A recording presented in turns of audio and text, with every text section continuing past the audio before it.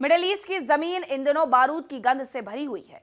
एक तरफ दुनिया की सबसे शक्तिशाली सेना अमेरिका, तो दूसरी तरफ सीमित संसाधनों वाला ईरान। लेकिन इस टकराव में एक चौंकाने वाली तस्वीर सामने आई है, क्योंकि ईरान ने खाड़ी क्षेत्र में मौजूद अमेरिकी सैन्य ठिकानों को निशाना बनाकर अमेरिका की रणनीतिक ताकत को ही चुनौती दे दी है। उधर किम जोंग उन ने चेतावनी दी है कि अगर उत्तर कोरिया की ओर किसी ने आंख उठाकर भी देखा तो अंजाम बहुत बुरा होगा। हम आपको किम जोंग की चेतावनी के बारे में बताएंगे, लेकिन उससे पहले आपको दिखाते हैं कि ईरान और अमेरिका के बीच जारी जंग में कितनी तबाही हुई है।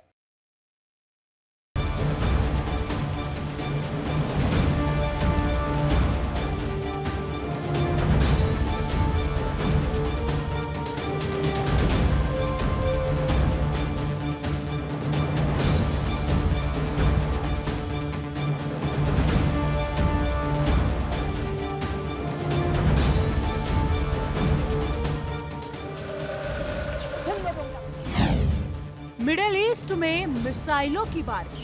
First stage ignition, 2 missiles.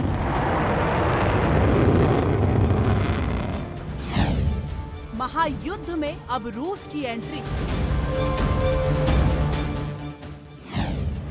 बढ़ने लगी तीसरे विश्व युद्ध की आहट। बारूद की गंध, मिसाइलों की गूंज, बमों की बरसात और लोगों में दहशत का माहौल। मिडिल ईस्ट में तनाव इन दिनों चल रहा है, गुस्से से उबल रहा है। अमेरिका इजराइल ईरान को पूरी तरह से खत्म करने की फिराक में है।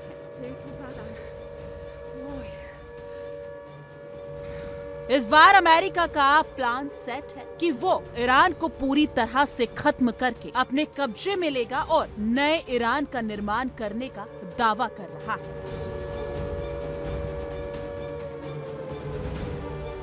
मिडिल ईस्ट की जमीन इन दिनों बारूद की गंध से भरी हुई है। एक तरफ दुनिया की सबसे शक्तिशाली सेना अमेरिका, तो दूसरी तरफ सीमित संसाधनों वाला ईरान।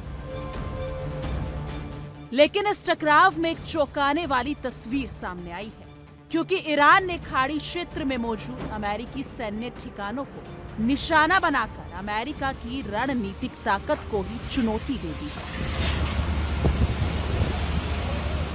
इस जंग में अब सबसे बड़ी टेंशन अमेरिका को हो रही है, क्योंकि अमेरिका के खिलाफ ईरान के साथ अब रूस भी कूदता हुआ नजर आ रहा है। जंग के मैदान में ईरान के साथ अब रूस के सामने आने की खबर है। रूस से लेकर चीन और उत्तर कोरिया तक अब महायुद्ध पर नजर बनाए हुए हैं। और अगर ये तीनों देश ईरान के साथ युद्ध में आते हैं तो ये अमेरिका और इजराइल के लिए बड़ा संकेत भी है, और कई मायनों में युद्ध का समीकरण भी बदल सकता है। अब जंग सिर्फ डोनाल्ड ट्रंप या नेतन्याहू के पक्ष में नहीं रही है, बल्कि ईरान भी अब खुलकर वार कर रहा है,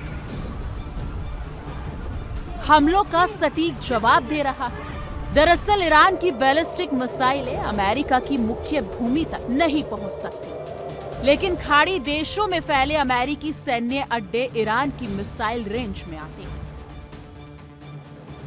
यही वजह है कि ईरान ने बहरीन, कुवैत, कतर, सऊदी अरब, यूएई और इराक में मौजूद अमेरिकी ठिकानों को टारगेट किया है। सूत्रों के मुताबिक ईरान ने आधा दर्जन से ज्यादा एयरबेस को निशाना बनाया। इसमें सबसे चर्चित हमला कतर में स्थित अल उदीद एयरबेस पर बताया जा रहा है, जो मिडिल ईस्ट में अमेरिका का सबसे बड़ा सैन्य अड्डा माना जाता है। ये बेस अमेरिकी वायुसेना के ऑपरेशनों का मुख्य कमांड सेंटर है। रिपोर्ट्स के मुताबिक ईरान ने अपने हमलों में खास तौर पर सैटेलाइट कम्युनिकेशन टर्मिनल, रडार डोम और कमांड एंड कंट्रोल सिस्टम को निशाना बनाया।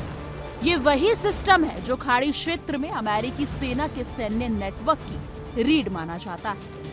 इतना ही नहीं, कुछ रिपोर्ट्स में दावा किया गया है कि ईरानी ड्रोन ने खाड़ी देशों में मौजूद अमेरिकी दूतावासों के आसपास भी उड़ान दी। इससे अमेरिकी सुरक्षा एजेंसियों में अलर्ट और बढ़ गया है। लेकिन सबसे बड़ा सवाल ये है, क्या ईरान को इतने संवेदनशील अमेरिकी सैन्य ठिकानों की सटीक लोकेशन कैसे मिली? अंतर्राष्ट्रीय मीडिया रिपोर्ट के मुताबिक युद्ध शुरू होने के बाद रूस ने ईरान को अमेरिकी सैन्य गतिविधियों की जानकारी मुहैया कराई। बताया जा रहा है कि इसमें अमेरिकी युद्ध पोतों की लोकेशन, सैन्य विमानों की मूवमेंट और सैन्य ठिकानों की गतिविधियों से जुड़ी जानकारी शामिल हो सकती है। अगर ये दावे सही साबित होते तो इसका मतलब साफ है कि ये संघर्ष सिर्फ दो देशों का नहीं रह गया है, बल्कि इसके पीछे बड़ी वैश्विक ताकतों की रणनीतिक नजर आ रही है। रक्षा विशेषज्ञों के मुताबिक ईरान ने इस टकराव में अपनी असिमेट्रिक वारफेयर यानी कि आसमान युद्ध रणनीति का इस्तेमाल किया है। इस रणनीति में कमजोर देश मिसाइल, ड्रोन और साइबर क्षमताओं के जरिए शक्तिशाली देशों की कमजोरियों को निशाना बनाते हैं।